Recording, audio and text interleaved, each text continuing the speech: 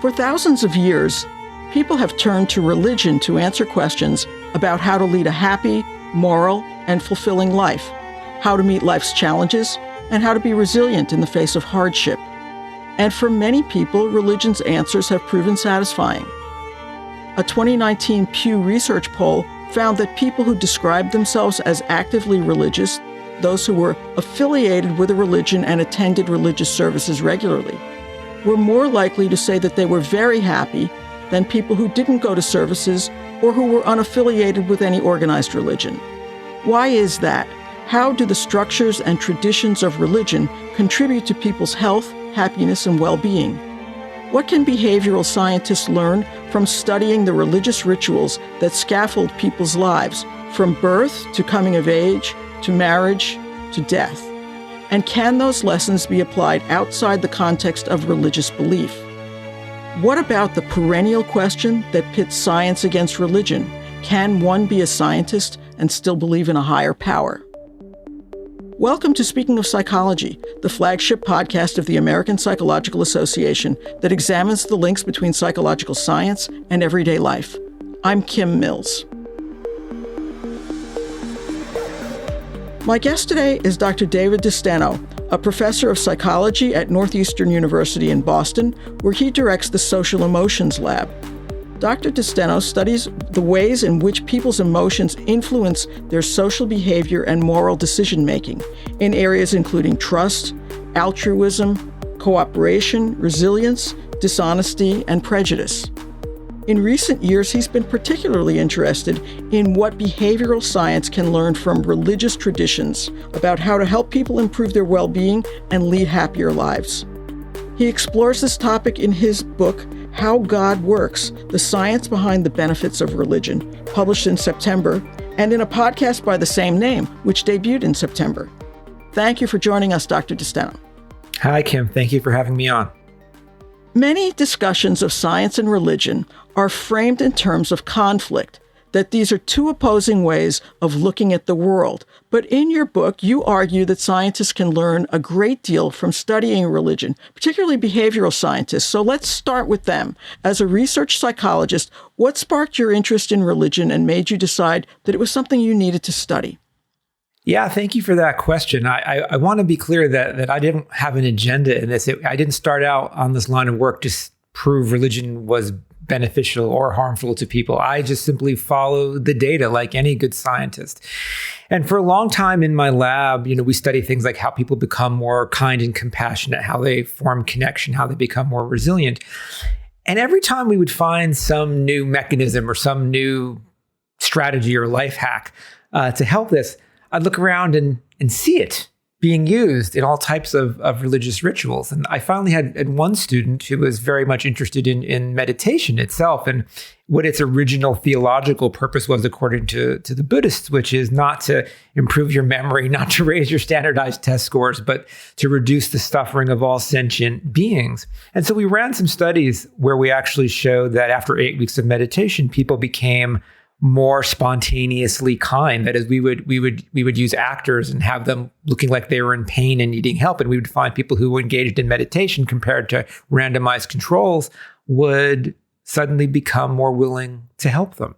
And so what I began to realize is a lot of the work we were doing, a lot of the mechanisms we were studying have been intuited by religious thinkers long ago. For scientists, that's humbling, right? It's always when someone has your idea, that's humbling enough. But when they beat you to it by thousands of years, it's really humbling. And I don't think we're going to learn much about the nature of the cosmos or the biology of disease from religion. But it would be strange if thousands of years of thought meant to help people meet the challenges of life didn't have something to offer. And so the analogy I use is, sometimes when pharmaceutical companies are looking for medications to help people, they will look to traditional cultures. And sure, a lot of those medications that traditional cultures use might not help, but some do. And we found wonderful medications to treat different types of cancer and other ailments from those examinations. I think we should do the same when it comes to psychology and human well-being. We've done that a little bit with meditation. We know it reduces stress and anxiety. But mindfulness can't be the only spiritual technique that has something to offer. And so my argument here is, let's put our isms aside. We can't answer the question, does God exist? Any scientist worth their salt will tell you, they may see no evidence of it, but they can't prove with finality that God doesn't exist. So let's not argue about that. Let's respect everybody's views, put those to the side, and focus on what we can focus on, which is how these practices make life better for people and what knowledge, what wisdom can we take from that. One of the central themes of your book is the power of ritual. First of all, how do you define a religious ritual and what makes it different from any other type of habit or ritual? And why essentially are rituals so powerful? That's a really good question. Religious thinkers for a long time have been trying to define rituals, and it's hard to define a ritual based on a certain set of actions, because sometimes those actions are part of rituals, sometimes they're not. I mean, what's the difference between lighting a candle so I can see my food better versus lighting a candle for Shabbat or for some other religious purpose? You're doing the same action. And so really, the best definition out there is that rituals are actions that are done with a special intention. And besides that, there's not much that combines them all. Sometimes people do them in synchrony. Sometimes they sing, not always. Sometimes they chant, not always. Sometimes it's alone, sometimes it's together. But really what it is an action that has some intention and special purpose attached to it. But what is brilliant behind religious rituals and the way they exist now is you can think about them as mechanisms that leverage our mind and our body. One thing we always see in many rituals are people doing things in unison. We will stand and kneel in unison. We will sing or chant in unison. Well, there's work from my lab and others that shows when people do things in unison, even if they simply move their arms in time in unison with each other, it makes them feel more connected, more compassionate, and more likely to help each other. We know that when you chant or when you say the rosary or sing Hindu kirtan, it reduces your breathing rate. And by reducing your respiration rate, it slows your heart rate, which then through the vagus nerve signals to your mind that this is a safe environment, one that's more able for connection. And so what you're seeing is these mechanisms are packaged together in ways that aren't just random acts that we give attention to, but that actually work on our physiology and the mind's hidden language to accomplish certain goals. And so the beauty about religious rituals is it's not just saying, let's just light a candle and this act we're going to say is special, but they've intuited over time ways to manipulate our physiology and our thinking to help achieve the goal that they want. And so, one of the best terms I've heard is you can think about rituals as debugged technologies. Over the millennia, they've been honed to have effects on our mind and body, to leverage our physiology, to help us nudge our minds toward the goals we want to achieve in that ritual. You arranged your book around the human life cycle and discuss how different religious traditions can help people at different times in their lives, from birth to childhood to coming of age rituals and adolescence, to adulthood, and finally death and mourning. What are some of the more compelling examples of rituals you looked at that help people at these different times? Let me start with the end, because to me, in some sense, that is some of the most compelling that I have seen. So as you say, the book is laid out along the path of life, and I try to look at both the convergences in these rituals, because in some senses, those things that you mentioned on the road of life are commonalities we all face, but then do some face, but for whatever reason, have slightly potentially better packages of ritual elements. So if you think about grief and loss, it's something, no matter who you are in life, you're going to come to that time when you lose somebody you love, likely. And one thing that all religious rituals do in that instance is we all eulogize the person who has passed, which seems kind of normal because we all do it. But if you think about it psychologically, it's kind of odd at first. If I just lost a job that I really love, or if my wife, who I dearly love, just decided she was going to divorce me, I wouldn't want to think about that job or my wife, because thinking about what I've lost would make the pain that much worse.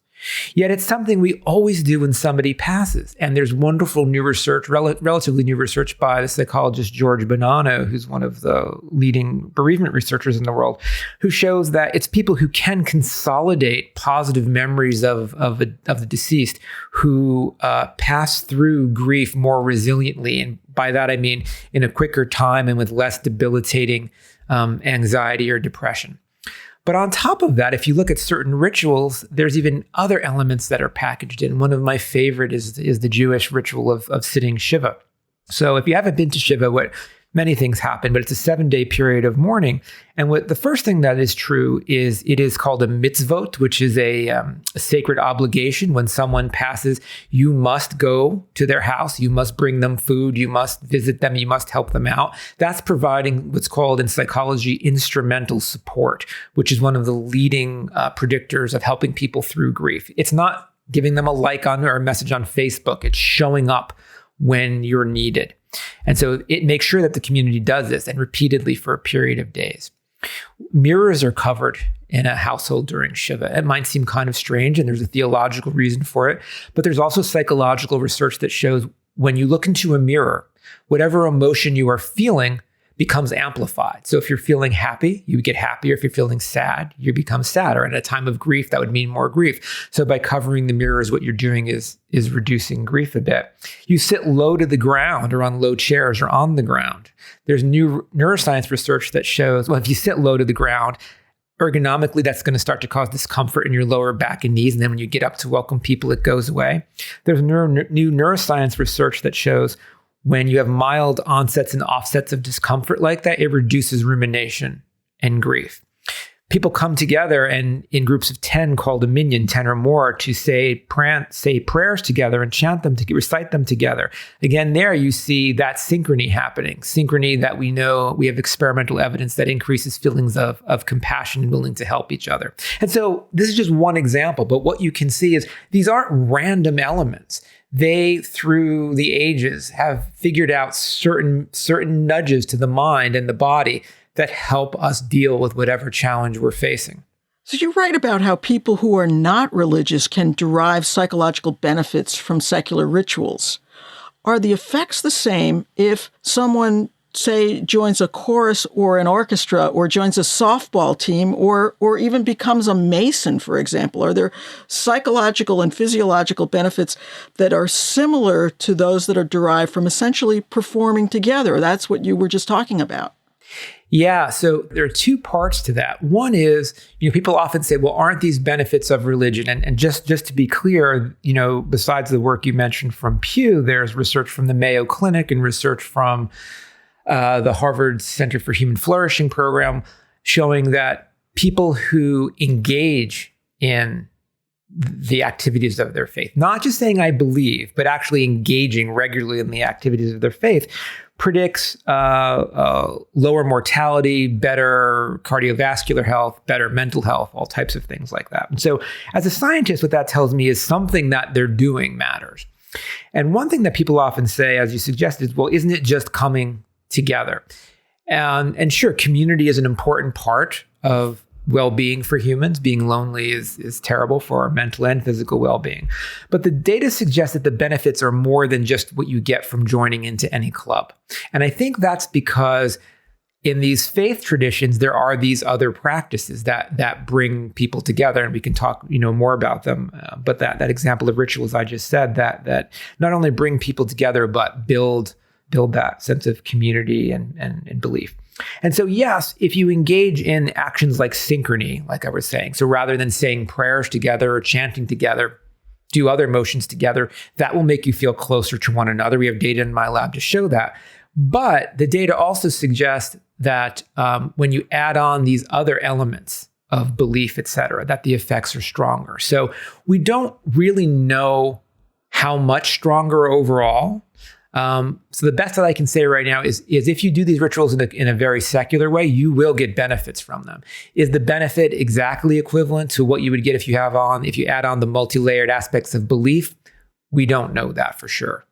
So, not to be flippant, but is there a difference if I'm, say, in a chorus singing the Verdi Requiem versus singing the Sound of Music? Would I be getting different benefits because it's non-secular music? In that case, I don't think so. But there are certain rituals where the belief element is strongly important. So, for example, one area is if we look at healing rituals, right? We know that the placebo effect is very powerful. In fact, it accounts for about 30% of therapeutic effect of any medication. And people hear the idea of the placebo effect, they think of that as kind of a derogatory thing or a derisive thing, but it's actually not. It's the evidence of the body to heal itself, and physicians have been using this forever. And so there's wonderful evidence suggesting that belief in something and its ability to heal you can actually account for a good deal of the healing that goes on. In fact, there's something amazing now even called open label placebos, which are placebos work for you even when you know they're placebos, if you believe in the placebo effect.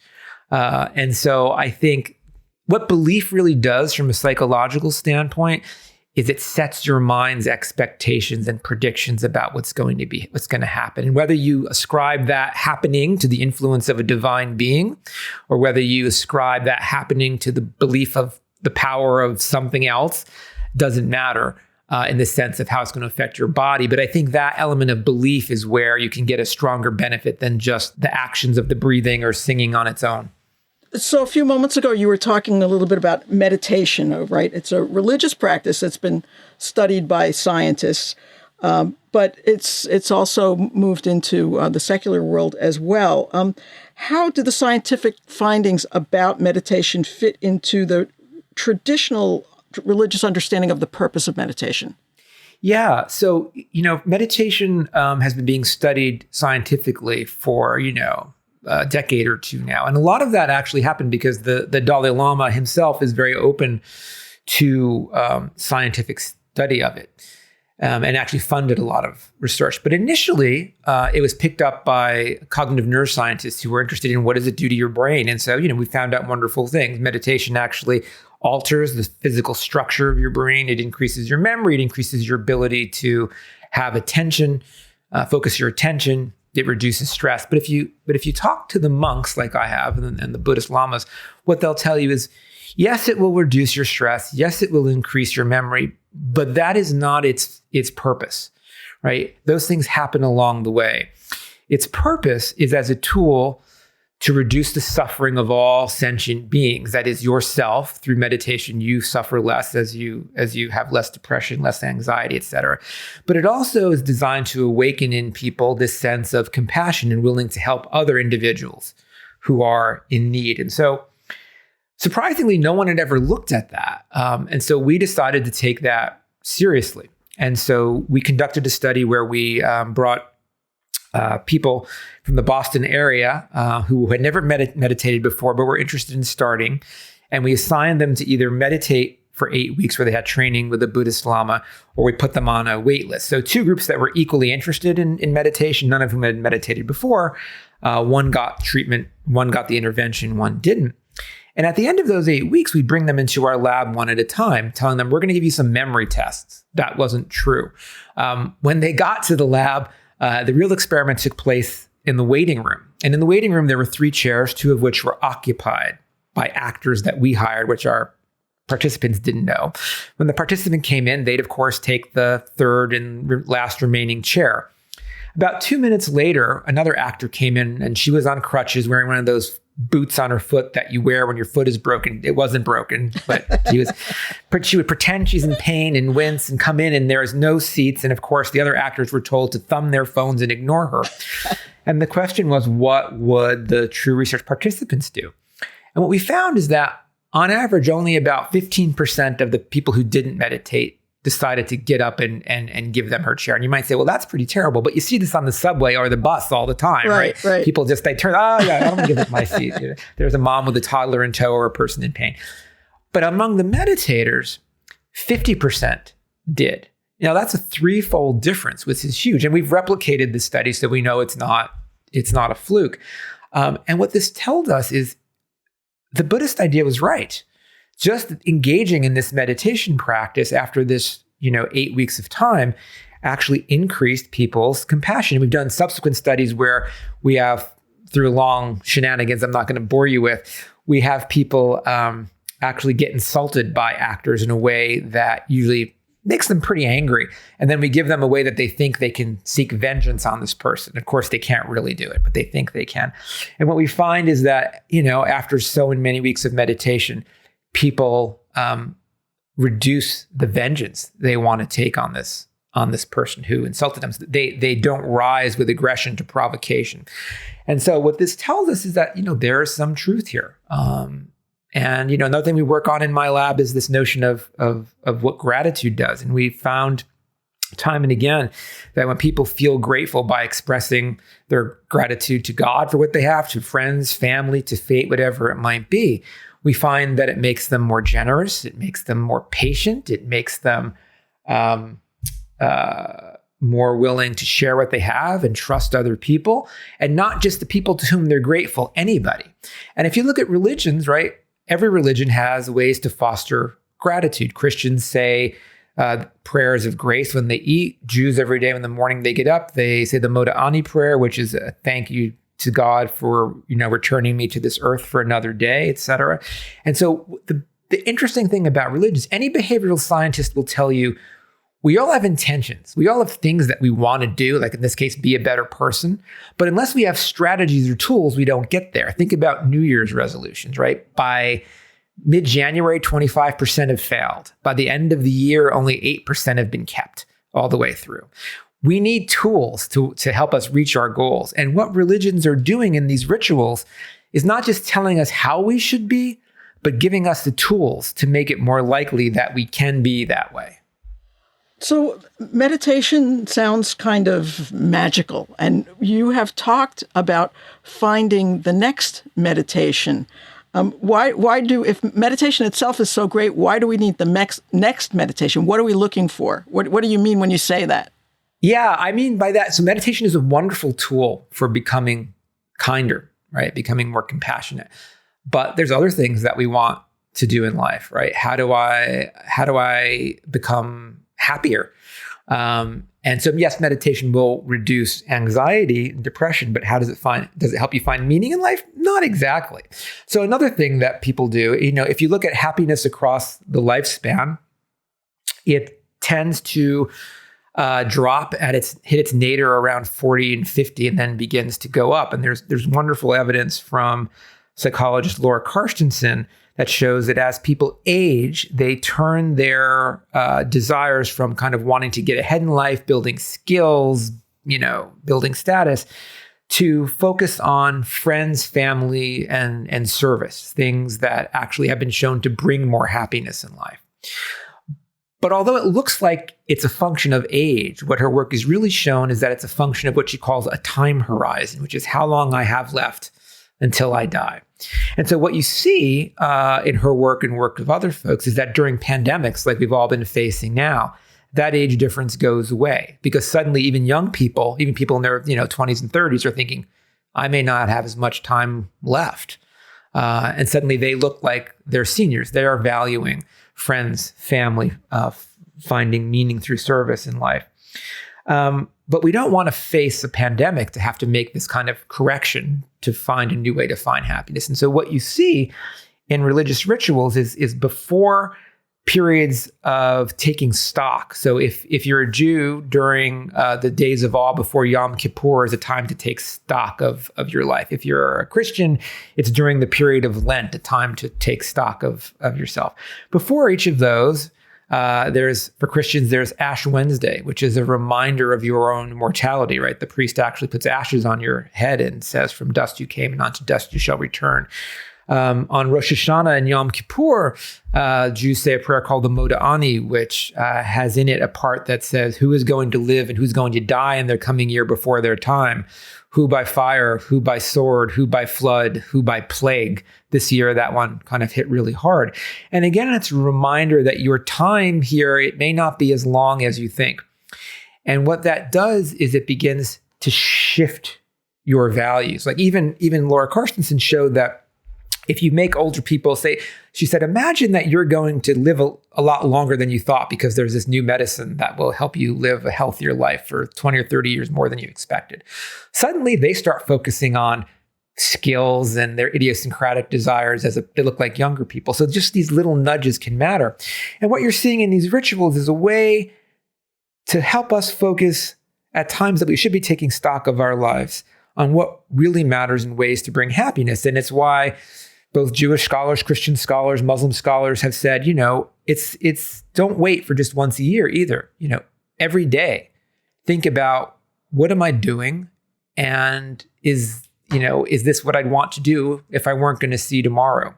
So there's lots of examples like that. There's lots of other ways, people now are getting very into taking psychedelics for transcendent experiences. But what they're not adopting is also the rituals that typically surrounded those transcending, those use of psychedelics, which put people in a physiological state of calmness and connectedness so that when that moment of ego death came, it would be pleasurable and not terrifying. Because right now, 10, 20% of the time, people have these experiences on psychedelics and they're frightening. They're not wonderful. And 8% of the time, they actually seek psychiatric care after. And it's because, as Michael Pollan has said, if you're not in the right state of mind when that moment comes, the experience can go very badly. And what these rituals do is they make sure you're in that frame of mind. So while we're taking the psychoactive chemicals and giving them to people by ignoring the rituals that put that body and mind in the right frame, we're, increasing the odds that things aren't going to go as well as they should. But now that doesn't have to be a religious preparation, right? I mean, there are psychologists who are doing this work right now with psychedelics, and they will also sort of walk people through, prepare them so that when you take the psychedelic, you won't have, as you're describing, a bad trip. That's right. So if you look at some of the best research coming out right now is coming from Johns Hopkins, Roland Griffith's lab. And I've talked to people there, and what's basically happening is you're absolutely right. The researcher spends time with you. They build that sense of trust and rapport beforehand. They sit with you during it. And if you start to have a bad reaction, they'll hold your hand. They'll put their hand on your chest. And afterward, they will help you make sense of it. In essence, they're doing exactly what a shaman would do without the religious symbology around it. But because they're putting you in that state of calm, trusting feeling with them, that's the scaffold that is there to help make sure that the experience goes the right way. Whereas with a shaman, you would do that and he or she would help guide you, but they also sing these chants together and use these drumming rhythms that, again, change people's breathing and respiration rates, make them feel calm, make them feel connected again before it happens. So you're right, you don't need the religious symbology. And that's the point I'm trying to make here, which is, when I talk about this, people say, well, Dave, are you, isn't that cultural appropriation what you're saying? Or if I'm a Christian, why do I want to take a Jewish ritual or a Hindu ritual? And I'm not in favor of cultural appropriation. I would never want to take these rituals and take the actual prayers and the symbols and the theological meaning from them, because those belong to the faith that originated them and should be respected. But there are elements of them that can be taken in the breathing people use, in the way they interact together, in the way they sing, in the way physiologically that they interact during prayer, that can be taken and used in a secular context. And, don't just take it from me. Those don't belong to any one religion. You see a lot of those things used in multiple religions, just with different vocabularies and different theologies and different symbologies. And so my argument is, let's learn what they're doing to the body and mind in a secular sense. Put that under the scientific microscope, see when it matters and how we can use that to help people while respecting, the cultural symbols and theologies of the religions themselves. So we've been talking a lot about how religion can make people happier and provide comfort. But, there's another side of religion as well, which is the threat of punishment, of eternal damnation.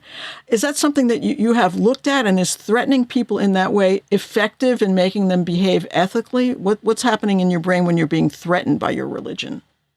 Yeah, well, two things there. One, religions can cause guilt and cause shame. And as a psychologist who studies social behavior, I can tell you guilt and shame are extremely motivating. and can be very effective in small, brief doses, but used over the long haul are not helpful and cause a lot of pain. And so again, what I tell people is I'm not an apologist for religion. Steve Pinker and I always get into arguments about this. And he says, Dave, you're cherry picking.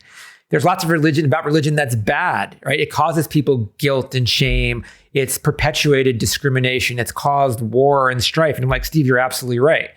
But I am cherry picking because I want to know what works and what's helpful. I'm not here to defend religion. And so my argument is, if you look at these practices, religion, so take the theology out for a moment, the tools that religion has developed are powerful tools to motivate us, to shape what we feel and do.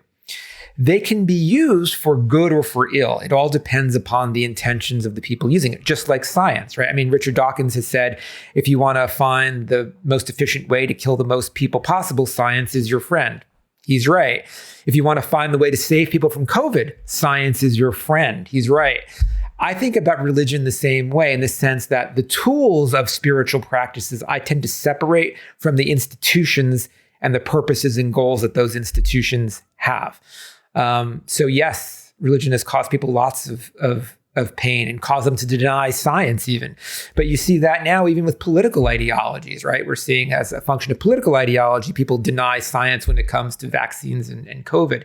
And so I don't think that's a problem so much of religion as much of ideological institutions. But even if that's what you believe, then it's still worthwhile studying how these tools work so that you can prevent and remediate the problematic aspects of them. Last topic that I want to cover here. You talked a little bit about how religious or irreligious Americans are these days. A 2021 Gallup poll found that for the first time since they started polling in the 1940s, less than half of Americans said they belonged to a church, a synagogue, or a mosque. So given your research, what do you think the effects of that will be? Will people be less happy because they're not engaged in religion, or less moral, or are they replacing religion with something else? So it is true, as you said, that people are leaving traditional faiths in droves. But the interesting thing is, when you look more closely at those data, most of them aren't becoming atheists, right? Most of them are calling themselves nuns, N-O-N-E-S, which is none of the above, right? I'm not Christian, I'm not Jewish, I'm not Hindu, I'm not Muslim. But they're looking for new ways to be spiritual. And I think it's because in leaving these institutions, that in some ways there are good reasons to leave. For people, they found them. There have been, financial scandals, abuse scandals, gender discrimination. Even sometimes you don't just believe the theology. People recognize that they're leaving behind that sense of community and those tools that help them find meaning and meet the challenges of life. And so I think right now we're going through a time period of people are looking for another way. Now, when Nietzsche said God is dead and we have killed him, and the world's going to fall into chaos, he wasn't right. I mean, we become much more secular. The world isn't full of chaos. You can certainly be a good person without religion. But I do think it fills psychological needs and helps us meet the challenges of life. That it's not just the opiate of the masses, it's actually a cultural tool that we've developed to help us meet challenges. And so I do worry a bit that you're going to see declines in well-being that track this leaving of spirituality unless people do find new ways. And to me, that's why I think science needs to take this seriously. If you look at that data, in a dose-response framework, people who are more engaged with spiritual practices live longer, healthier, and happier lives. That means, as psychologists, it's our job to figure out why, what are those practices doing, and if people are giving them up, how can we find ways to replace them? And thus the search for the next meditation. Yeah, that's right. Well, Dr. Destano, thank you so much for joining me today. This has been really fascinating. Thank you. Thank you, Kim. You can find previous episodes of Speaking of Psychology on our website at www.speakingofpsychology.org, or on Apple, Stitcher, or wherever you get your favorite podcasts. And if you like us, give us a review. If you have comments for future podcasts, you can email us at speakingofpsychology@apa.org. That's Speaking of Psychology, all one word, at apa.org. Speaking of Psychology is produced by Lee Weinerman. Our sound editor is Chris Kondayan. Thank you for listening. For the American Psychological Association, I'm Kim Mills.